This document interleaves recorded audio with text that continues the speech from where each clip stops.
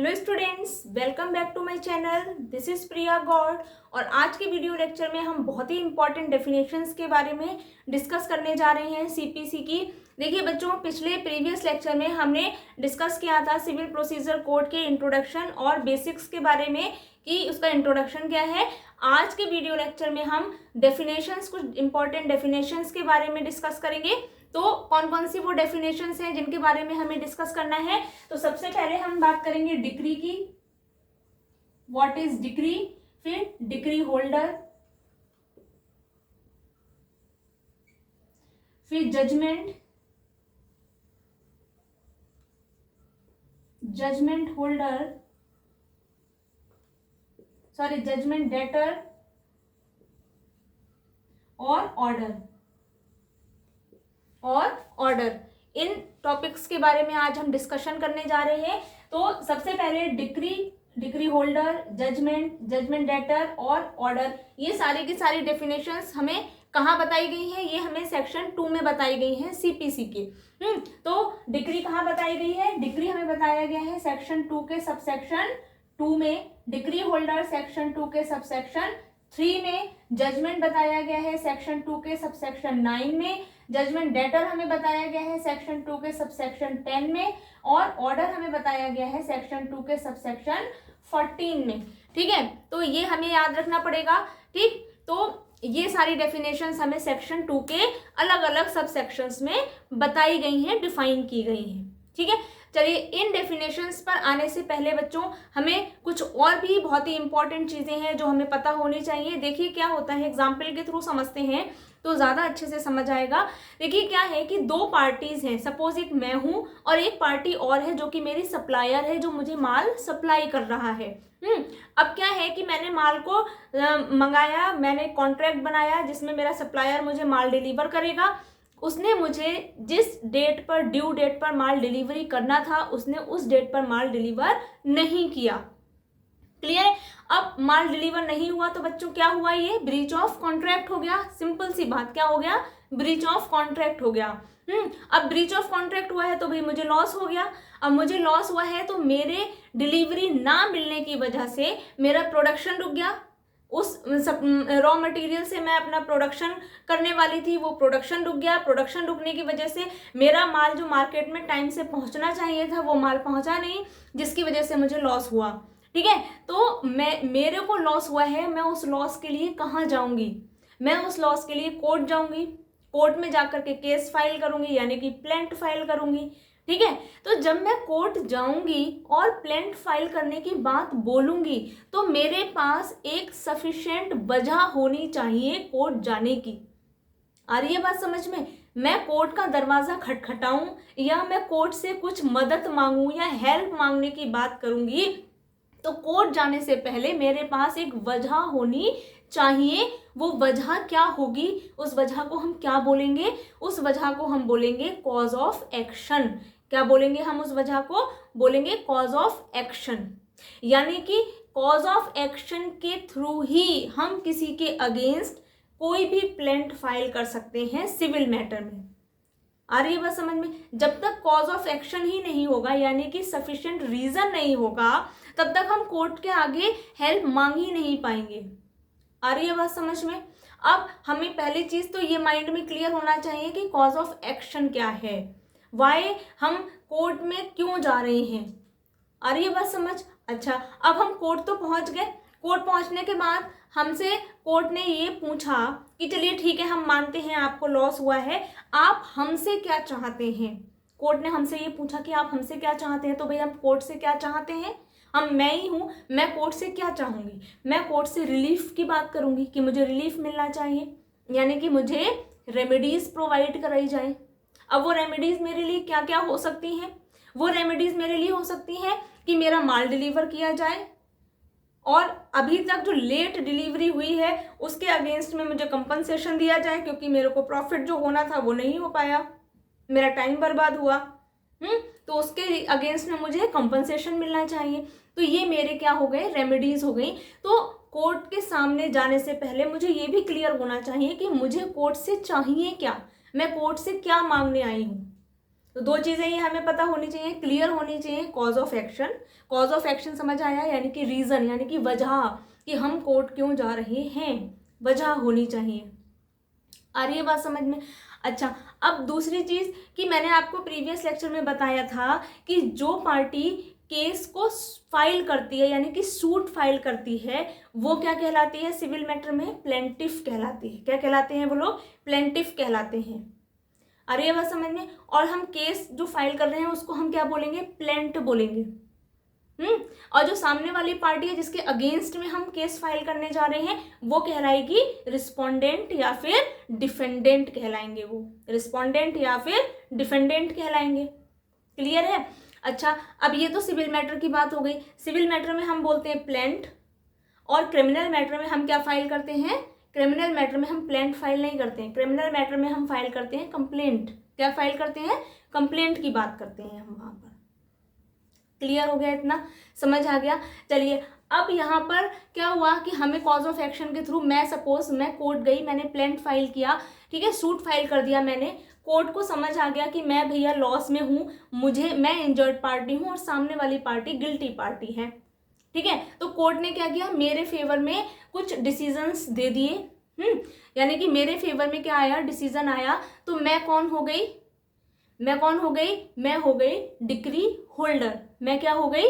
Decree holder हो गई, ठीक है। मैं कौन हो गई? डिक्री होल्डर हो गई। क्लियर है? और जिसके अगेंस्ट में डिसीजन आया, यानी कि जो सामने वाली पार्टी थी, जो गिल्टी पार्टी, जो गिल्टी साबित हो गई, इसके अगेंस्ट में आया डिसीजन, वो कौन कहलाएगी? वो कहलाएगी। क्लियर है? समझ में आ रहा है? यानी कि जो पार्टी जीत जाएगी, यानी कि जीतने वाली पार्टी, सिंपल सी लैंग्वेज में जीतने वाली पार्टी को हम क्या बोलेंगे? डिक्री होल्डर बोलेंगे। तो हम इसको क्या बोल सकते हैं? विनर बोल सकते हैं।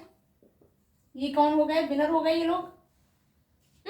और जो हारने वाली पार्टी है, यानी कि जो पार्टी हार गई है केस, उसको क्या बोलेंगे? लूजर बोल सकते हैं। वो लूजर हो गई, लूजर पार्टी हो गई, है ना, वो हार गई है। क्लियर है? तो सिंपल सी बात, अकॉर्डिंग टू सेक्शन 2 के सबसेक्शन 3 में डिक्री होल्डर की बात हुई है। और डिक्री होल्डर कौन होते हैं? Any person. डिक्री होल्डर कौन होंगे? Any person in whose favor the decree has been passed. The decree has been passed. वो कौन कहलाएंगे? डिक्री होल्डर कहलाएंगे। आगे बात समझ। अब जजमेंट डेटर, यानी कि लूजर पार्टी, जिसके अगेंस्ट में आ गई है डिसीजन, जिसके अगेंस्ट में आ गए हैं, वो लोग कौन कहलाएंगे? Any person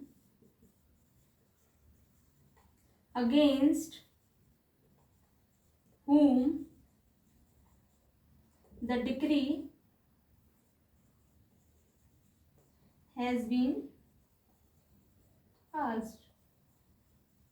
Against whom the decree has been passed. Clear है? ये वो पार्टी हो गई जिसके अगेंस्ट में डिक्री आई है। जिसके फेवर में डिक्री आई है वो कहलाएगा विनर पार्टी, यानी कि वो कहलाएगा डिक्री होल्डर। आ गई बात समझ में? इतना क्लियर हो गया? दो चीजें, दो डेफिनेशन हमें अभी क्लियर हो गई। पहला था डिक्री होल्डर और दूसरा है जजमेंट डेटर। ये दो चीजें हमें क्लियर हो गई। अच्छा, अब हम बात करते हैं जजमेंट क्या है, जजमेंट क्या होता है। ठीक है, देखिए बच्चों, जजमेंट जो होता है, जजमेंट सबसे लास्ट की चीज है। जजमेंट किसी भी केस में सबसे लास्ट की चीज है। और जजमेंट में ही, यानी कि ये जो डिक्री है और ये जो ऑर्डर है, ये किसका पार्ट है? ये जजमेंट का ही पार्ट है। आ रही है बात समझ? डिक्री और जो ऑर्डर है वो किसका पार्ट है? वो जजमेंट का ही पार्ट होते हैं। और जजमेंट से पहले या तो डिक्री आएगी या फिर ऑर्डर आएगा, या तो डिक्री आएगी या फिर ऑर्डर आएगा। दोनों चीजें एक साथ नहीं आ सकती। और दूसरी बात कि जजमेंट जो होता है वो किसके बिहाफ पे आता है? जजमेंट भी किसके बिहाफ पे आएगा? ऑर्डर और डिक्री के ही बिहाफ पे जज अपना स्टेटमेंट देगा। यानी कि जज अपना जो डिसीजन सुनाएगा वो किसके बिहाफ पे सुनाता है? वो डिक्री और ऑर्डर के बिहाफ पर ही जज अपना स्टेटमेंट सुनाता है। आ रही है बात समझ में?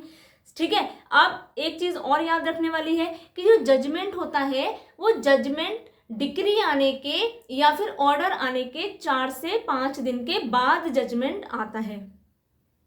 क्लियर है। जैसे सपोज करिए कि कोई एक पार्टी है जो कि कोर्ट ने आज क्या किया, उसको गिल्टी प्रूफ कर दिया, कि कोर्ट ने कहा कि ये सामने वाली पार्टी क्या है, वो गिल्टी पार्टी है। ठीक है। अब ये जो प्रूफ हो गया कि हाँ वो गिल्टी पार्टी है, तो ये क्या हुआ, ये आज डिक्री आ गई। कोर्ट ने क्या कर दिया, ये डिक्लेयर कर दिया। डिक्री का मतलब कोर्ट क्या कर रही है, ये डिक्लेयर कर रही है कि जो सामने वाली पार्टी है वो गिल्टी पार्टी है, और इसी ने ही कोई भी जो भी ब्रीच ऑफ कॉन्ट्रैक्ट किया है वो इन्हीं ने किया है। ये आज कोर्ट ने डिक्लेयर कर दिया। तो ये क्या हो गई, ये तो हो गई डिक्री।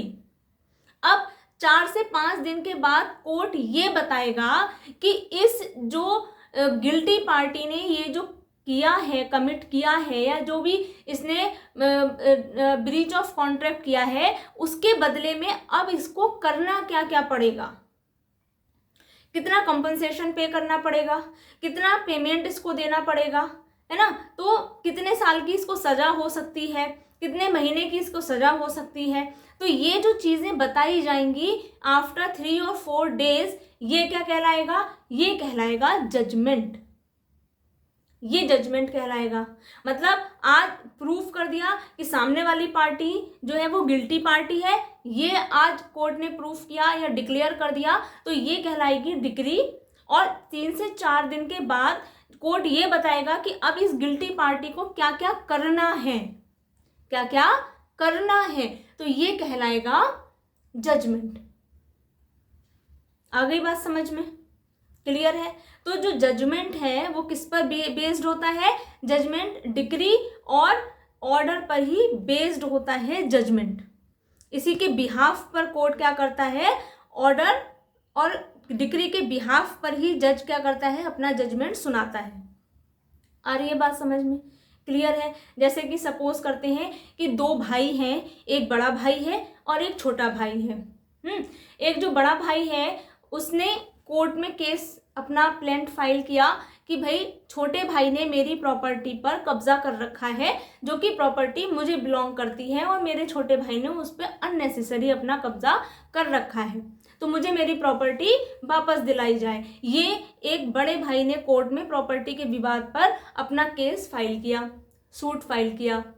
ठीक है। अब क्या हुआ, कोर्ट ने हियरिंग्स हुई, बहस हुई, एविडेंस हुए, सब चीज़ें होने के बाद कोर्ट ने क्या किया, ये प्रूफ हो गया कोर्ट में कि भैया ये जो प्रॉपर्टी है ये बड़े भाई को ही बिलोंग करती है। ये प्रूफ हो गया, सारे प्रूफ और एविडेंस के बिहाफ पर ये प्रूफ हो गया।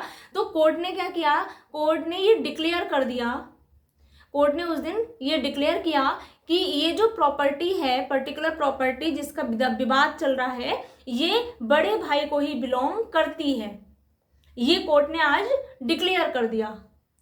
ठीक है। और ये सारे पॉइंट्स नोट हो गए डिक्लेयर करने के बाद कि भैया सामने वाली पार्टी जो है वो एक गिल्टी पार्टी है, और ये जो प्रॉपर्टी है ये बड़े भाई को ही बिलोंग करती है। तो ये क्या कहलाएगा, ये कहलाएगा डिक्री। मतलब कोर्ट ने आज डिक्लेयर कर दिया कि ये प्रॉपर्टी बड़े भाई को ही बिलोंग करती है। अभी जजमेंट नहीं आया है, अभी सिर्फ डिक्लेयर हुआ है कि बड़े भाई को ही ये प्रॉपर्टी बिलोंग करती है। तो समझने की बात है बच्चों, बहुत ध्यान से समझिएगा। ये डिक्लेयर करने के बाद 3 से 4 या 5 दिन के बाद फिर से कोर्ट में सब लोग इकट्ठा हुए, और फिर जो जज है उसने डिक्री के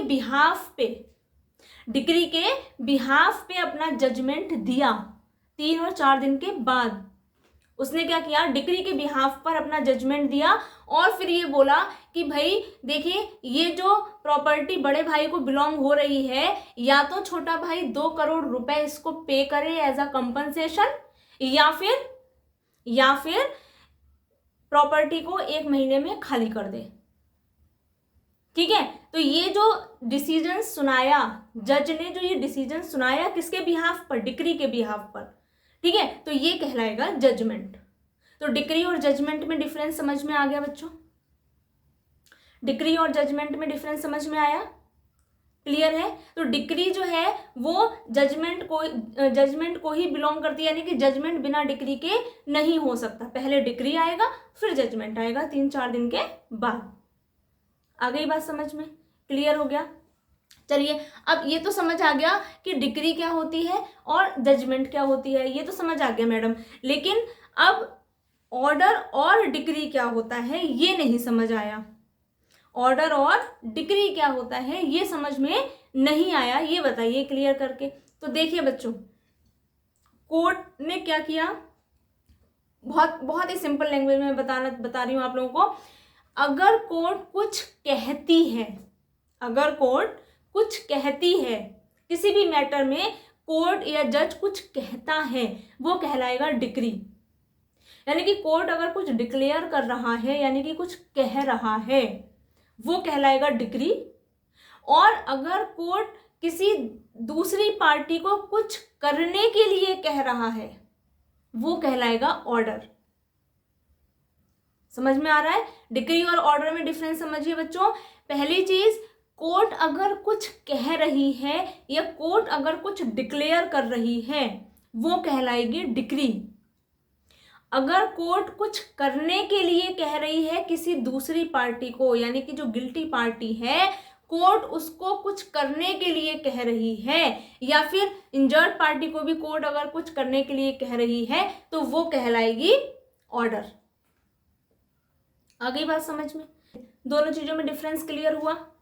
ठीक है, डिक्री और ऑर्डर में डिफरेंस क्लियर हो गया। चलिए स्टूडेंट्स, अब हम पहले डिक्री की डेफिनेशन समझ लेते हैं। डिक्री की डेफिनेशन हमें कहाँ पर दी गई है? डिक्री की डेफिनेशन हमें दी गई है सेक्शन 2 के सबसेक्शन 2 में बताई गई है। तो डिक्री की क्या डेफिनेशन बताई गई है हमें? डिक्री क्या है? Decree is a formal expression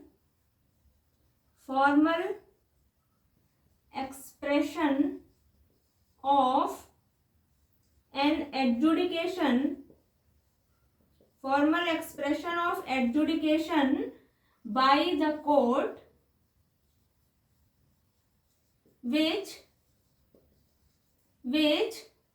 conclusively determines the rights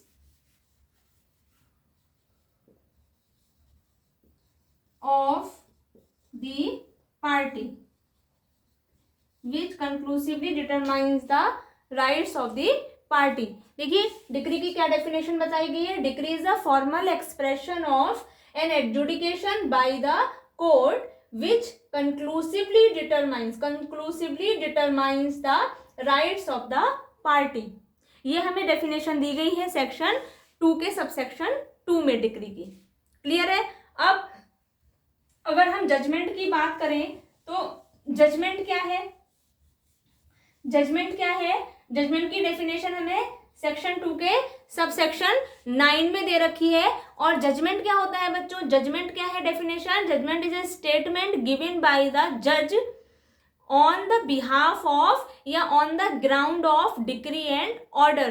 तो हम कह सकते हैं judgement statement given by A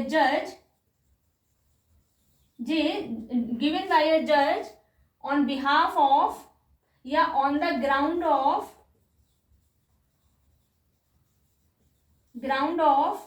decree और ऑर्डर। डिक्री और ऑर्डर। क्लियर है?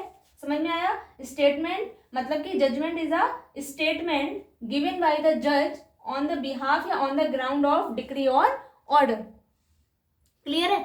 अब जो भी जजमेंट होता है, जजमेंट में कुछ चीजें हमें याद रखनी है। पहली चीज कि जजमेंट जो कोर्ट देगा वो कैसा होना चाहिए? बहुत ही कंसाइज फॉर्म में होना चाहिए। कंसाइज मतलब छोटे फॉर्म में। आपने कभी देखा है कि कोई जजमेंट जो है वो 4-5 पन्नों का है? ऐसा नहीं होता है। जजमेंट जो होता है वो बहुत कंसाइज फॉर्म में होता है। और जजमेंट जो होगा, जो कोर्ट जजमेंट देगी, वो क्या होती है? पॉइंट वाइज होता है, यानी कि पॉइंट वाइज लिखा जाता है, पॉइंट वाइज होता है जजमेंट। ठीक है? तो पहली चीज याद रखनी है कि जो जजमेंट होगा वो कैसा होगा? कंसाइज फॉर्म में होगा। और जो जजमेंट होगा वो कैसा होगा, पॉइंट वाइज होगा, और जज जो जजमेंट देगा यानी कि जज जो डिसीजन देगा वो कैसा होना चाहिए, वो रीजनिंग के बिहाफ पर होना चाहिए। यानी कि रीजनिंग का मतलब वहां पर सारे एविडेंस के बिहाफ पर जजमेंट दिया जाएगा, जिसमें डिक्री और ऑर्डर को फॉलो किया जाएगा। आ रही है बात समझ में, क्लियर हो रहा है? तो 3 चीजें हमें जजमेंट में याद रखनी है। पहली चीज कि कंसाइज फॉर्म होनी चाहिए, और दूसरी चीज पॉइंट वाइज होना चाहिए, और तीसरी चीज रीजनिंग के थ्रू वो जजमेंट आया हुआ होना चाहिए। क्लियर हो गया, समझ में आ गया? अब हम बात करते हैं ऑर्डर की। ऑर्डर क्या है? Order is a decision of court other than decree. देखिए डेफिनेशन की अगर हम बात करें ऑर्डर की, तो ऑर्डर की डेफिनेशन हमें ये बताई गई है। ऑर्डर क्या है? Order is a decision given by court other than decree, given by court other than decree. Clear है? Decision given by court other than decree, ये हो गया ऑर्डर। आगे बात समझ में, ये क्लियर हो गया। जजमेंट क्या होता है, डिक्री क्या होती है, ऑर्डर क्या होता है, ऑर्डर के बाद फिर हमें डिक्री होल्डर क्या होते हैं, जजमेंट डेटर क्या होते हैं, ये सारी चीजें हमें आज क्लियर हो गई। क्लियर है? अच्छा, अब एक चीज हमें और याद रखनी है कि ये जो डिक्री होती है ये कितने टाइप की होती है। डिक्री जो होती है वो 2 टाइप्स की होती है बच्चों। एक होती है कि फाइनल डिक्री और एक होती है प्रिलिमिनरी डिक्री। एक होती है फाइनल डिक्री और एक होती है प्रिलिमिनरी डिक्री। फाइनल डिक्री और दूसरा होगा प्रिलिमिनरी डिक्री। ठीक है? अब फाइनल डिक्री और प्रिलिमिनरी डिक्री में क्या डिफरेंस है, फाइनल डिक्री क्या होती है और प्रिलिमिनरी डिक्री क्या होती है? देखिए क्या होता है बच्चों, कोर्ट में जब कोई भी केस चलता है, कोर्ट में जब कोई भी केस चलता है, जैसे कि अगर हम बात करते हैं, अगर हम बात करें कोई भी डिवोर्स के केस की, अगर हम बात करते हैं, सपोज करते हैं कोई डिवोर्स का केस है, ठीक है? अब वो डिवोर्स का केस जब फाइल हुआ कोर्ट में, तो क्या सिर्फ डिवोर्स का केस फाइल हुआ होगा, यानी कि जो मैटर उसमें या कॉज ऑफ एक्शन जो लिखा गया होगा, वो जो उसमें रिलीफ मांगी गई होंगी, वो क्या सिर्फ और सिर्फ डिवोर्स ही होगा? नहीं होगा। डिवोर्स के साथ साथ में एक मैटर डिवोर्स का होगा, तो एक मैटर मेंटेनेंस का भी होगा। ठीक है? एक मैटर होगा उसमें एल्यूमिनाई कितनी मिलेगी, एक मैटर उसमें ये भी ऐड होगा कि अगर बच्चे हैं तो बच्चों की कस्टडी किसके पास रहेगी, माँ के पास रहेगी या फादर के पास रहेगी। तो ये अलग अलग उसमें मुद्दे और मैटर और जुड़ते चले जाते हैं किसी भी केस में। केस तो फाइल हुआ सिर्फ डिवोर्स का, अब डिवोर्स के साथ साथ में उसमें 3-4 चीजें और ऐड हो गई, यानी कि जो बच्चे की कस्टडी है वो किसको मिलेगी, एल्यूमिनाई कितनी मिलेगी, यानी कि मेंटेनेंस के लिए कितना खर्चा उसको दिया जाएगा, मेंटेनेंस कितना मिलेगा। तो ये जो सारे मुद्दे अलग से आए। अब क्या हुआ, कोर्ट में केस चला, कोर्ट में केस चलने के बाद जो कोर्ट है उसने डिवोर्स के लिए एक डिसीजन सुना दिया। डिवोर्स का डिसीजन उसने फाइनल कर दिया कि भैया डिवोर्स तो हो जाएगा। डिवोर्स हो गया, तो जब डिवोर्स हो गया और डिवोर्स होने के बाद बाकी के जो 3 मुद्दे चल रहे थे, कस्टडी का, मेंटेनेंस का, एलिमिनी का, है ना, ये जो मुद्दे और चल रहे थे, ये जो सारे साथ में चलते जा रहे हैं, एक मैटर फाइनल हो गया डिवोर्स का, डिवोर्स हो चुका है। तो ये जो ऐसे डिक्री जो आती है, जो कि बहुत सारे मैटर्स हैं, एक से ज़्यादा मैटर्स पर हमारा केस फाइल किया हुआ है और उसमें किसी एक मैटर पर डिसीजन कोर्ट ने सुना दिया, एक मैटर फाइनल हो गया, तो वो जो एक मैटर पर डिक्री आई है वो कहलाएगी प्रिलिमिनरी डिक्री। क्या कहलाएगी? प्रिलिमिनरी डिक्री कहलाएगी, क्योंकि बाकी के अभी जो मैटर हैं वो अभी चल रहे हैं, उन पर अभी कोई भी डिसीजन या कोई भी डिक्री फाइनल नहीं हुई है, तो वो कहलाएगी प्रिलिमिनरी डिक्री। आगे बात समझ में। अब दूसरी चीज कि जो फाइनल डिक्री होती है, फाइनल डिक्री का क्या मतलब है? फाइनल डिक्री का मतलब है कि उस डिक्री आने के बाद कोई भी मैटर अब पेंडिंग नहीं है, कोई भी मैटर, जितने भी मैटर हुए उनमें से कोई भी मैटर अब पेंडिंग नहीं है, तो वो कहलाएगी फाइनल डिक्री। आ गई बात समझ में। तो दो तरीके की डिक्री हुई, एक हुई फाइनल डिक्री और एक हुई प्रिलिमिनरी डिक्री। प्रिलिमिनरी डिक्री वो डिक्री जिसमें 2 या 3 मैटर हैं, जिसमें कोर्ट ने एक मैटर पर तो अपना डिसीजन या डिक्री पास किया है लेकिन अभी बाकी के मैटर चल रहे हैं, तो वो कहलाएगा प्रिलिमिनरी डिक्री। और अगर कोई भी मैटर नहीं बचा, कोर्ट ने सारे मैटर्स पर अपना फाइनल डिक्री सुना दिया है, ठीक है, तो वो कहलाएगा फाइनल डिक्री। आ गई बात समझ में, क्लियर है। अब हम बात करते हैं कि ऑर्डर और डिक्री में और क्या क्या ऐसे डिफरेंस क्या क्या है। तो ऑर्डर और डिक्री में बेसिक डिफरेंस ये है बच्चों कि जो ऑर्डर होता है, अगर वो कोर्ट पास कर देती है, ऑर्डर बता देती है, या ऑर्डर को पास करने के बाद उन ऑर्डर के खिलाफ हम और कोई भी तरीके का क्या नहीं कर सकते हैं, अपील नहीं कर सकते। ऑर्डर के लिए अपील नहीं होती है, यानी कि कुछ ऑर्डर जो कि अपीलेबल ऑर्डर हैं, जो पहले से स्पेसिफाई कर दिए गए हैं, उन्हीं ऑर्डर्स के खिलाफ हम अपील कर सकते हैं। अदरवाइज ऑर्डर के खिलाफ हम अपील दोबारा से कोर्ट में नहीं कर सकते। जो ऑर्डर अपीलेबल हैं, जो स्पेसिफाई हैं पहले से, उन्हीं के खिलाफ हम अपील कर सकते हैं। लेकिन डिक्री में ऐसा नहीं है। हम डिक्री के खिलाफ फिर से अपील फाइल कर सकते हैं, हायर कोर्ट में जा सकते हैं और वहां पर उस डिक्री के खिलाफ हम दोबारा से अपील कर सकते हैं। एक बार नहीं, 2 बार नहीं, कई बार कर सकते हैं, ठीक है। ऑर्डर के लिए ऐसा नहीं होता है। वही ऑर्डर हम अपील कर सकते हैं जो पहले से अब स्पेसिफाई है, पहले से हमें बता दिए गए हैं। क्लियर है बच्चों? आई होप आपको डिक्री होल्डर, जजमेंट होल्डर, ठीक है, ये ऑर्डर, ये सारी चीज़ें अच्छे से समझ में आई होंगी और इनके सेक्शन याद रखना बहुत इजी है। देखिए, पहली बात हुई डिक्री की और दूसरी बात हुई डिक्री होल्डर। तो ये दो चीज़ें एक जैसी हैं, डिक्री और डिक्री होल्डर। तो डिक्री बताई गई है सेक्शन 2 के सबसेक्शन 3 में, सेक्शन 2 के सबसेक्शन 2 में, और डिक्री होल्डर बताया गया है सेक्शन 2 के सबसेक्शन 3 में। इसी तरीके से जजमेंट हो गया और जजमेंट डेटर की बात हो गई। तो जजमेंट हमें बताया गया है सेक्शन 2 के सबसेक्शन 9 में और जजमेंट डेटर की हमें बात बताई गई है सेक्शन 2 के सबसेक्शन 10 में, ठीक है। अब बात आती है ऑर्डर की। तो ऑर्डर जो बताया गया है वो हमें सेक्शन 2 के सबसेक्शन 14 में बताया गया है। आई बात समझ में, क्लियर हुआ? तो ये जो डेफिनेशंस हैं ये बहुत इंपॉर्टेंट है। आई होप कि आपको समझ आ गई होंगी, बहुत अच्छे से क्लियर हुआ होगा, ठीक है। कुछ समझ में ना आया हो तो आप कमेंट सेक्शन में जाकर के हमें कमेंट करें, और अभी तक चैनल को सब्सक्राइब नहीं किया है तो चैनल को सब्सक्राइब करें, शेयर करें और वीडियो को लाइक कर दें, और हाँ, बेल आइकन ज़रूर प्रेस कर दें जिससे कि आने वाली वीडियोस की आपको नोटिफिकेशन मिलती रहे। Thank you students.